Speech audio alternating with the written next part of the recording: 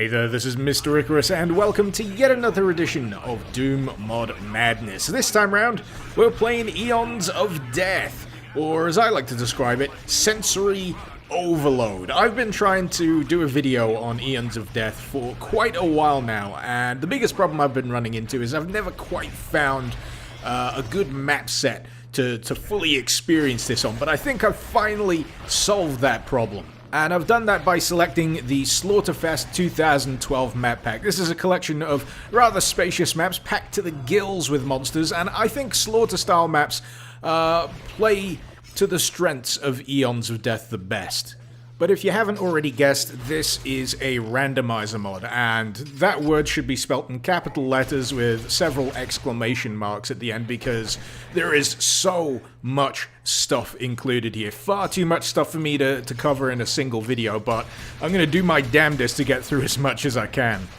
I mean, geez, where to begin? Well, monsters for one. There is an absolute metric crap ton of monsters available to go up against here in Aeons of Death, and I could begin to tell you where half of these are actually from. It's just a mind-boggling amount of variety, and considering this is a randomizer, the more the merrier. In fact, this mod reminds me a little bit of boss battles, only this seems to be a mod that has truly learned to embrace the chaos. I'm just going to put this out there, but I completely love this mod. It is ridiculous in all the right ways, and to be honest, me talking about Aeons of Death is going to boil down to all of the completely ridiculous encounters that I've come across so far. I mean, I've come across the Adventure Sphere from Portal 2 that will occasionally play random music from Disturbed to random death metal to the occasional Rickroll. You'll get clips from Cave Johnson. You'll occasionally run into the Scout from Team Fortress 2, and it's madness-inducing in a wonderful way. It's not the kind of baffling madness that I experienced with Dude, for example. It's more of a joyful madness, because trying to figure out what exactly the hell is going on in any given playthrough here is part of the fun, and good grief, the weapon variety. I mean, just to convey the sheer amount of weaponry available here, there are multiple options available for each number on your keyboard. Even 0, and cycling through them, my eyes were just kind of glazing over as everything explodes into gore, and I'm pretty sure there was a gun that shoots confetti and a giant kernel of popcorn. This is the problem. This is the problem I've been having when it comes to making a video about Aeons of Death. How do I possibly make a video about this mod that makes any kind of sense? Also, I'm dead, but that's just how I roll. Also, I have the resurrect key bound, so screw you guys, I'm coming back with a vengeance. But it is a tremendously fun experience if you can get past the sheer insanity of all the crap happening on screen at the same time. And god damn it, I'm dead again. Friggin' Left 4 Dead characters.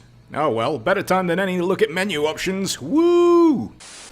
It's pretty tough to talk about Aeons of Death without mentioning the options, and I know options menus aren't the most exciting thing in the world to look at, but trust me, at its core, this mod is all about customization, about tailoring your own particular chaotic experience. And just to ram that point home, we're going to have a look at the theme selection, and just look at that. That is a ton of options to choose from, and these all govern what kind of enemies, weapons, and I imagine items will spawn in your particular playthrough. So if you absolutely hate having to go up against power slave enemies, for example, you can turn that off. That'll strip them from your particular playthrough. And on top of that, you've also got extra monsters, which will just add even more, just for shits and giggles, from Doom 64, Hellspawn, Rise of the Triad, and Left 4 Dead. I really do recommend joke enemies, by the way, because they're just the extra bit of what the fuck icing on the chaos cake. We've also got directors. Now, if you've ever played Left 4 Dead, you'll probably have an idea of how directors work, but when these are turned on, they will spawn particular types of enemies at moments you least expect. So they're not governed by how the map is already set up. They'll just pick a random point and go, plonk, have a bunch of zombies, you sorry son of a bitch. Or Doom-classed enemies as well, if you're using the monster director at the bottom. Now, I could go on to list all of the items and power-ups and spells and their possible effects on the gameplay, but if I did that, I'd be here all day and I'd probably suffer from a brain aneurysm. And to be perfectly honest, items, spells, and power-ups are more suited to much less hectic maps than the one I'm playing right now. But to give you an idea of what stuff you'll run into, you'll have flying power-ups, you'll have health power-ups, regeneration power-ups, time freezing power-ups, damage power-ups that change you back to human form if you've been turned into a chicken, which, strangely, I haven't run into that particular situation yet.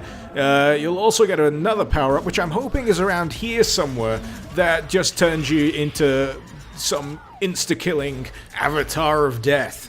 But now that I've had the chance to get what Aeons of Death is all about by playing this particular map pack, I'm hoping I can go back to some of the smaller ones and appreciate it a little bit better. Like stopping to smell the flowers instead of running through the meadow with a chainsaw. But, oh, this is the power-up! Behold, I am become the destroyer of worlds! Honestly, it's the most ridiculous power-up. It's fantastic. You get 666 points of health, and you only have to click in the general direction of a bunch of monsters to make them absolutely explode into bits and pieces. I'm pretty sure this is a fairly recent addition to the mod as well. But it's just trippy as all balls. The green night vision visuals, the weird zooming in and out of the camera while the power-up is active. Thankfully, it does deactivate after a while, but, woo, bit of a head rush going on there. But yeah, there's just so much going on that a lot of stuff can feel buried in the pile of madness here. I mean, there's another power-up called the Force Cube, which acts like a kind of little sidekick thing that shoots out a yellow laser at enemies for you, and just reading through a few lists that I've found on various forums, I haven't even begun to scratch the surface of all of the crazy crap you can do in this particular WOD. So, in summary, this WOD is a complete and total mess in the best possible sense of the word. It's over the top, it's ridiculous, it exists for no better reason than why the hell not, and quite frankly, I think I'd put this mod up there with Russian Overkill in terms of the sheer amount of fun that I've experienced while doing my playthroughs for this video. That's not to say I don't have any criticisms of Aeons of Death, though. I mean, there's a few things that do irk me here and there. The HUD, for example, is pretty incomprehensible at first glance. For some reason, there's a limit to the amount of weapons you can carry in certain slots, rather than allow you to just carry absolutely everything. The ammo types could certainly be simplified, because as it stands, I just spend most of my playthroughs running over stuff and crossing my fingers that it's something that I actually need. But those are all things that I can easily look past because, as I said, I'm just having far too much fun. So, if you're seeking a little bit of chaos in your Doom mod adventures, you can do far worse than check out Aeons of Death. I really have to tip my hat to the people behind this. It must be a colossal amount of work to cram in so much content. I think my only regret with deciding to cover Aeons of Death is that I've had to paint it in such broad strokes. For example, I've mentioned that there's a lot of weapons available here, but I haven't mentioned that a lot of them have alternative fire modes that do pretty interesting things. There's some that will drain health for your enemies and give them to you. There's some that will summon friendly monsters that fight on your behalf. There's even a weapon that launches a floating head that vomits body parts over your enemies. That is just the level of insanity we're dealing with here, and unfortunately, to cover them all, I would need to write an in-depth wiki article. But at the very least, I hope a few of you out there download this and give it a whirl yourselves, because it is one heck of an experience. And if I leave you with one piece of advice, it would be, if you see Pennywise the Clown, you run. You run for your goddamn life. The links, as usual, are in the description below. Hopefully you've enjoyed this video. Feel free to let me know what you thought in the comments below, and feel free to suggest any mods you'd like to see me cover in future episodes of Doom Mod Madness.